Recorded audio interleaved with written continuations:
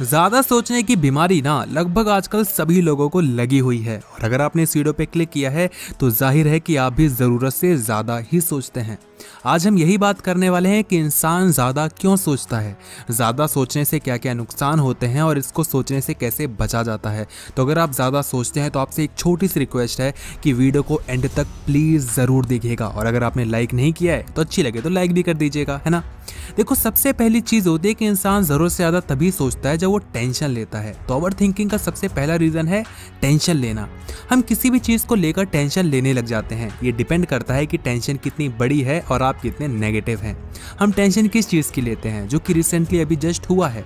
हम पास्ट की टेंशन ज़्यादा नहीं लेते जो चीज़ हो चुकी है, क्योंकि हम उसको भूल जाते हैं। जो रिसेंटली हमारे साथ कुछ इधर उधर हो जाता है, कुछ नेगेटिव हो जाता है, तो हम उसको लेकर सोच रहे होते हैं कि यार ऐसा क्यों हुआ, यार ऐसा क्यों हो गया, अब इसको पता लग गया तो क्या हो जाएगा। जैसे आपने किसी से झूठ बोला है रिसेंटली और आप ये सोच रहे हो कि यार अगर उसको मेरी सच्चाई पता लग गई तो क्या होगा। आपने कोई गलत काम किया है तो आप सोचोगे कि यार अगर मेरा ये झूठ पकड़ा गया, मेरी गलती पकड़ी गई तो अब क्या होगा। अगर मैं ये चीज़ नहीं कर पाया तो क्या होगा। कल मेरे को यहाँ जाना है, अगर मैं टाइम पे नहीं पहुँच पाया तो क्या होगा। कल मेरा इंटरव्यू है, अगर वो क्लियर नहीं हो पाया तो क्या होगा। मेरा एग्ज़ाम है, मैंने बहुत अच्छे से प्रिपरेशन की है, अगर मैं क्लियर नहीं कर पाया, पास नहीं हो पाया तो क्या होगा। यानी कि रिसेंटली जो चीज़ हो चुकी है या रिसेंटली कोई चीज़ होने वाली है, हम उसको लेकर ज़्यादातर टेंशन लेने लग जाते हैं। लेकिन कुछ लोग ऐसे होते हैं जो कि बहुत ज़्यादा टेंशन लेते हैं, बहुत बड़ी बड़ी बहुत आगे की चीज़ों को लेके, कि कल को 10 साल बाद अगर मेरे बच्चे होंगे तो क्या करेंगे, या ये तब बहुत बड़ी बड़ी बातें होती हैं। तो जिन लोगों को टेंशन लेना होता है वो किसी न किसी बहाने से लेने लग जाते हैं। लेकिन ओवर थिंकिंग का सबसे बड़ा रीज़न तो यही होता है कि हम टेंशन लेते हैं।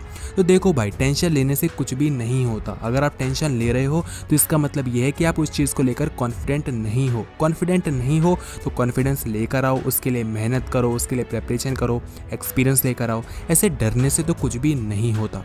चलो बात करते हैं कि दूसरा ओवर थिंकिंग हम कब करते हैं। सेकेंड रीज़न है जब हम किसी चीज़ को लेकर रिग्रेट कर रहे होते हैं या पछतावा कर रहे होते हैं कि यार मुझको ये चीज़ नहीं करनी चाहिए थी, काश मैं इस चीज़ को ऐसे नहीं ऐसे कर देता तो आज मेरा सब सही हो जाता। जैसे कि अगर मेरे साथ होता था कि मैं कोई भी एग्ज़ाम देकर आता था तो मैं सोचता था कि यार काश ना मैं इस क्वेश्चन पे ज़्यादा टाइम ना देता तो लास्ट वाले क्वेश्चन को मैं ईजिली टाइम पे कर सकता था। वो थोड़ा छोटा रहेगा, उसमें अच्छे मार्क्स नहीं मिलेंगे। या काश यार मैं इस चैप्टर को पढ़ लेता, उसमें से 3 क्वेश्चन आए थे, काश ऐसा हो जाता वैसा हो जाता।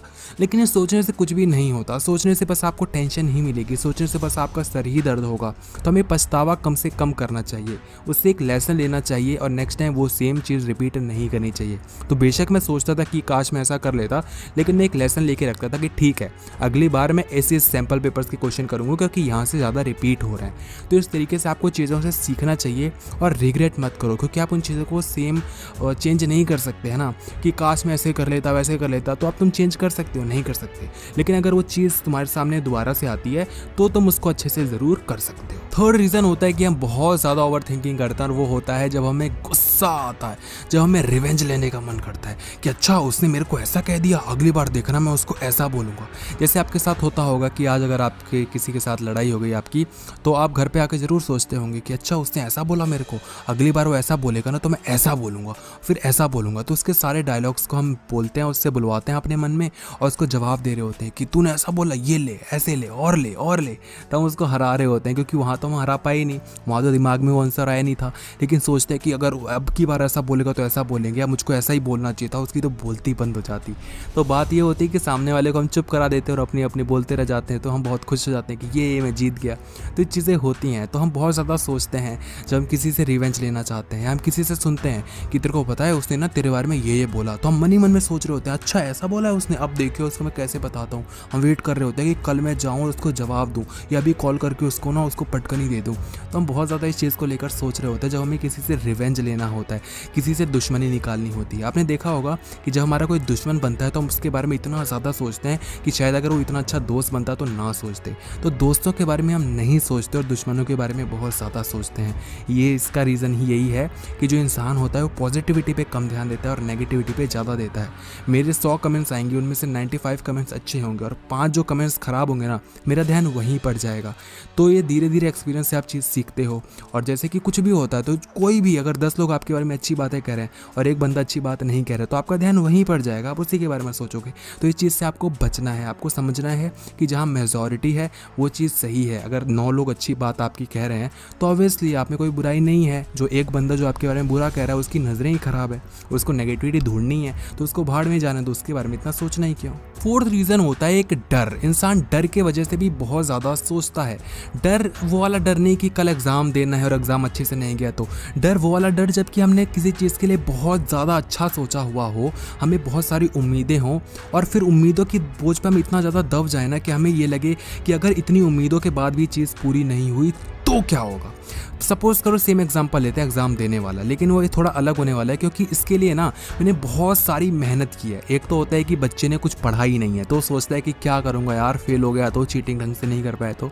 लेकिन एक डर होता है कि उस बच्चे ने बहुत ज़्यादा मेहनत करी है, सपोज करो वो टॉपर है, बहुत मेहनत की है, बहुत मेहनत करी है। अब वो क्यों डर रहा है कि अगर मेरे 98 से ऊपर नहीं आए तो मेरा क्या होगा, अगर ये क्वेश्चन नहीं आए तो, या मेरे 100 नहीं आए तो मेरा क्या होगा।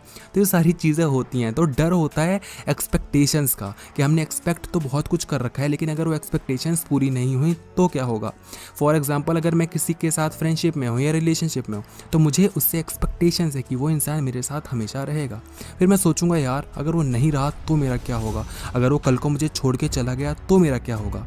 तो ये कहीं हद तक आप पे डिपेंड करता है। सामने वाला ऐसी कुछ हरकत नहीं कर रहा लेकिन आपने इतना सोच रखा है कि आप उन चीज़ों से एक्सपेक्ट कर करके खुद को ही एक ऐसे जंगल में फंसा देते हो, ऐसे दंगल में डाल देते हो कि जहाँ पर आप नहीं निकल पाते हो और आप ये सोचते रह जाते हो कि अगर मैंने ऐसा सोचा ऐसा नहीं होगा तो यार तब तो बहुत बुरा हो जाएगा।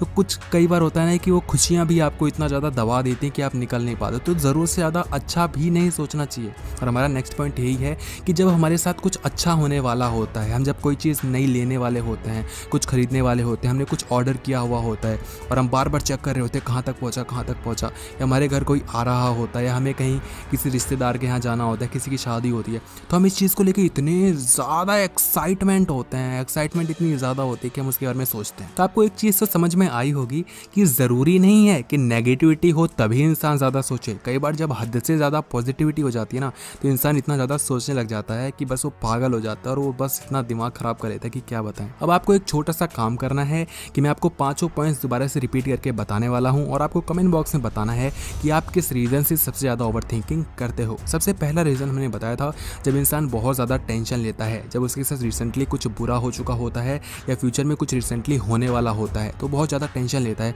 कि अगर ऐसा नहीं हो पाया तो क्या होगा, अगर ऐसा हो गया तो क्या होगा, ये चीज़ क्यों हुई, वो चीज़ क्यों हुई, तो टेंशन की वजह से। दूसरा पॉइंट हमने बताया जब इंसान रिग्रेट करता है, पछतावा करता है कि काश मैं ऐसा ना करता, काश मैं वैसा ना करता, अगर ऐसा करता तो ऐसा हो जाता, वैसा करता तो वैसा हो जाता। थर्ड पॉइंट हमने बताया, थर्ड रीज़न, कि जब इंसान को रिवेंज लेना होता है, जब किसी से दुश्मनी हो जाती है कि अच्छा उसने मेरे बारे में ऐसा कहा, अब नेक्स्ट टाइम मैं उसको ऐसा कहूँगा, अब मैं उसको ऐसा सुनाऊंगा, वैसा सुनाऊंगा, दुश्मनी हो जाती है ना तो हम बहुत ज़्यादा सोचने लग जाते हैं। फोर्थ रीज़न हमने बताया जब इंसान को डर लगता है कि अगर ऐसा नहीं हुआ तो मेरा क्या होगा, अगर मैं ऐसा नहीं कर पाया तो मेरे से क्या होगा, काश ऐसा हो जाए, अगर ऐसा नहीं हुआ तो मैं तो बस पागल हो जाऊंगा, मेरा क्या होगा।